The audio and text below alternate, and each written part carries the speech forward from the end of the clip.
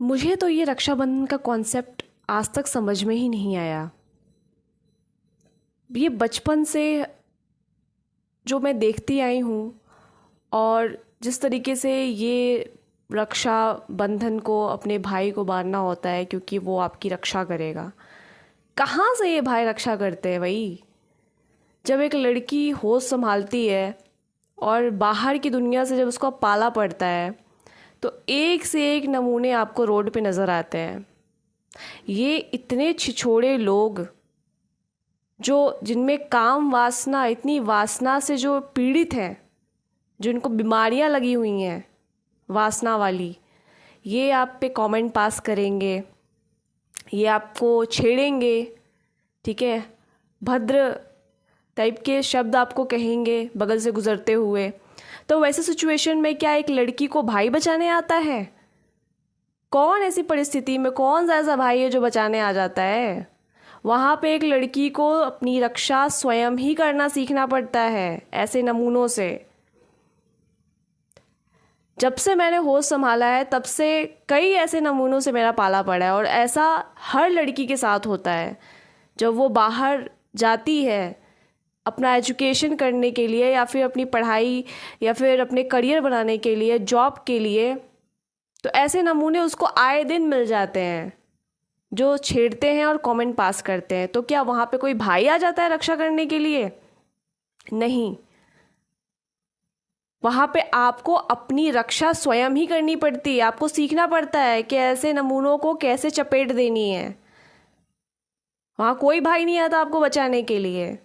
फिर ये रक्षाबंधन काहे का है?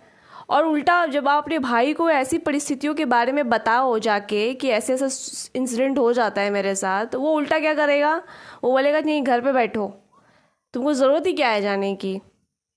ये कैसे भाई है भाई जो उल्टा आप अपनी ही बहन का जो आज़ादी है, जो स्वतंत्रता है, ताकि वो अपनी पढ़ाई पूरी कर सके, ताकि वो जॉब पे सुरक्षित जा सके, ये उसको उसका साथ देने के बजाय, उसको सुरक्षा प्रदान करने के बजाय उल्टा वो उसकी आज़ादी छीनने को आमादा हो जाते हैं कि क्या ज़रूरत है तुमको, उस जगह से जाने की क्या ज़रूरत है, मत जाए, क्या करो, घर पे बैठो।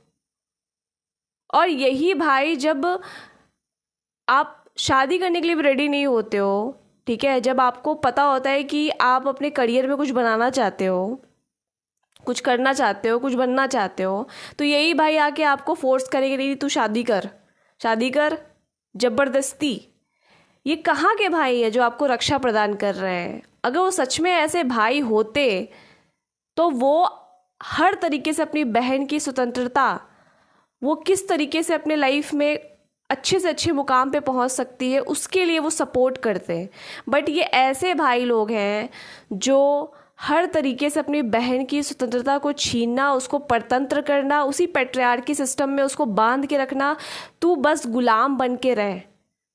मतलब क्या है? मतलब हम बाहर भी ना जाएं, अपनी पढ़ाई भी पूरी ना करें, अपना जॉब वगैरह भी ना करें, बस बंकर में छुप के रह जाएं। भाई मैं तो जब भी ऐसी सिचुएशन से पाला पड़ा है ना, जहाँ पर एक से बढ़ के एक छिछोरे टाइप के लोग मिले हैं, वहाँ पे कोई नहीं आया मुझे बचाने, कोई भाई भाई बचाने नहीं आता है। जब ऐसे चूतिया किस्म के लोग आपको रास्ते पे मिलते हैं ना, जो बहुत ही नीच हरकत करते हैं, जो छेड़ते हैं महिलाओं को, औरतों को, तो वहाँ पे आपको अपनी रक्षा करना स्वयं सीखना पड़ता है। ऐसे लोगों को चपेट लगानी पड़ती है कि चल निकल, दोबारा से ऐसा काम काम किया ना तो तेरी आंखें भी नहीं बचेंगी, जिस आंखों से तू इस तरीके से देखता है। तो वहाँ पे अपनी रक्षा स्वयं करनी पड़ती है हर एक लड़की को। कोई भाई नहीं आता बचाने के लिए, आपको अपना कोई कृष्ण नहीं आता आपको बचाने के लिए। वहाँ पे आपको अपना कृष्ण, आपको अपना रक्षा सुरक्षा स्वयं निर्धारित, अपना खुद ही सुनिश्चित करना पड़ता है। तो ये जो रक्षाबंधन का कॉन्सेप्ट है कि राखी बांध रहे भाई को, किस हिसाब से बांध रहे हैं भाई? हम मेरी तो सिचुएशन कभी ऐसी नहीं रही। मैं कहीं भी गई हूँ, ऐसे चूतिए लोग मिले हैं तो मुझे अपनी सुरक्षा स्वयं ही करनी पड़ी है। ऐसे लोगों को 3-4 लपेट लगानी पड़ी है, दौड़ा के इन लोगों को भगाना पड़ा है। तो उस हिसाब से तो रक्षा मैंने स्वयं ही की। तो रक्षा सूत्र सिर्फ स्वयं को ही बांधा जाना चाहिए। उन हर लड़कियों को अगर ऐसा लगता है ना कि भाई आपकी सुरक्षा करता है, कोई भाई आपकी रक्षा नहीं करता, वो सिर्फ आपको बांधने की कोशिश करता है इनडायरेक्टली, कि नहीं तू ऐसे मत कर, तू वैसे मत किया कर। और वही अगर आपकी शादी हो गई हो, जब आपके ससुराल में एक से बढ़ के एक आपको नेगेटिविटी और बहुत ही शोषण का शिकार होना पड़ता है, तब ये भाई कहाँ मर गए होते हैं। तब तो बोलते नहीं तेरा ससुराल जैसा है, तेरे को तो अब यही सहना पड़ेगा। तब ये भाई कहाँ जाते हैं, तब तो इनको सुरक्षा का ख्याल नहीं आता है। तो लेडीज़ आपको समझना पड़ेगा, आपकी रक्षा कोई नहीं करता। अगर आप ये सोच के चल रहे हो कि इस पूरे पूरे पुरुषों के समाज में आपको, ऐसा नहीं है कि सारे पुरुष वैसे हैं, बहुत ऐसे पुरुष हैं जो बहुत ही नेक दिल हैं, ठीक है, बट ज़्यादातर आपको मिलेंगे, जो आपको मिलेंगे वो इस तरह के निहायती नीच टाइप के लोग मिलेंगे जो कहीं से भी आपको सपोर्ट नहीं करते हैं। और वहीं पे आपको परमात्मा आपको सिखाना चाहता है कि अपनी रक्षा स्वयं करो, यहाँ कोई कृष्ण आके नहीं आपको बचाएगा। तो रक्षा सूत्र किसको बांधना चाहिए? सबसे पहले स्वयं को बांधना चाहिए। और अगर सच में आपके लाइफ में कोई ऐसा पुरुष है जो आपको मुसीबत के घड़ी में आपको मदद करता है, तो ज़रूर उसको आप बांधें। लेकिन ये रक्षाबंधन का कॉन्सेप्ट कि बस भाई को बांध देना है जस्ट बिकॉज वो भाई है, अरे भाई बस रिश्ते में नहीं होना चाहिए, एक्चुअल में वो सच में आपका सपोर्टिव होना चाहिए, आपको मुक्त करता हो, आपको हर तरीके से सपोर्ट करता हो, आपकी सुरक्षा का पूरा ख्याल रखता हो। बट कोई भाई नहीं आता बचाने, बहन कोई नहीं आता। आपको अपनी सुरक्षा स्वयं सीखनी पड़ती है। इसीलिए जो रक्षा सूत्र है, सबसे पहले हर एक स्त्री को स्वयं को बांधना चाहिए। और अगर वो कमज़ोर है तो ऑब्वियस सी बात है उसको एक सहारे की ज़रूरत पड़ेगी। तो ये बस मुझे तो ये रक्षा सूत्र एक बहुत ही बड़ी कमज़ोरी की निशानी लगती है कि आप एक भाई को बांध रहे हो और उससे एक्सपेक्ट कर रहे हो कि ये मेरी रक्षा करेगा। कोई रक्षा नहीं करता। लाइफ के हर एक चुनौतियों पे, चाहे वो पुरुष हो चाहे स्त्री हो, अपनी रक्षा उसको स्वयं करना सीखना पड़ता है। एक पिता और भाई रक्षा सूत्र बांधने के बदले में अपनी बहन को ये सूत्र क्यों नहीं थमाता है उन पैसों के बदले में, कि देख ये दुनिया बहुत ही चुनौतियों से भरी है और इस पुरुष समाज में तू जाएगी तो तुझे हमेशा एक अच्छे पुरुष नहीं मिलेंगे, ज़्यादातर तुझे एक नंबर के नमूनों से पाला पड़ेगा। तो ये समझ कि मैं हर जगह मौजूद नहीं रहूँगा, इसलिए तुझे मैं ये सूत्र देता हूँ कि एक पुरुष का दिमाग कैसे काम करता है, कि स्त्री को देखने का उसका नज़रिया क्या है। अगर तुझे ये सब चीज़ें पता रहेंगी पहले से तो तू अलर्ट रहेगी। एक पुरुष कैसे कैसे पैतरे लगाता है एक औरत को फंसाने के लिए, जब वो रास्ते पे चल रही होती है या कहीं जा रही होती है।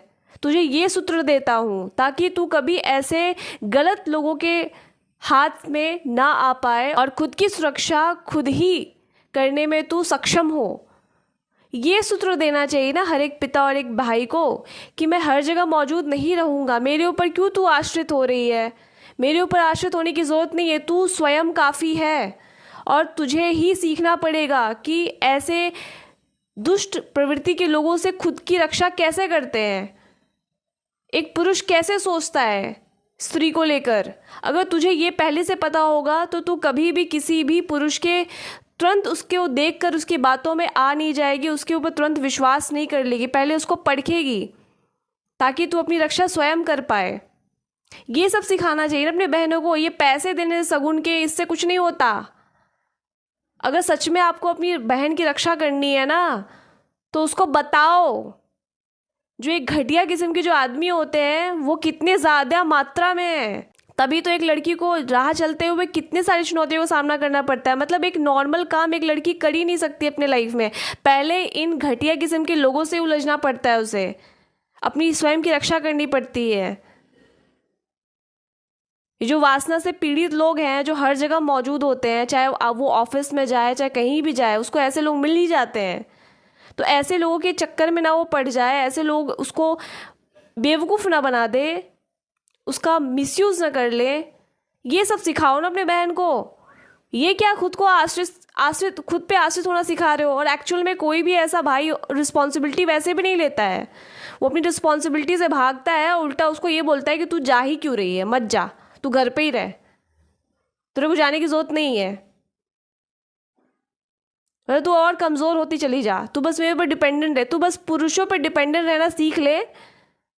तो एज अ भाई आपको अपनी बहन को अगर शगुन देना ही है ना, शगुन में ये दो ना, ये सिखाओ ना कि देख मैं नहीं रहूँगा हर जगह, तुझे अपनी रक्षा स्वयं करनी होगी, और इसके लिए तुझे समझना होगा कि ये दुनिया कैसे वर्क करती है।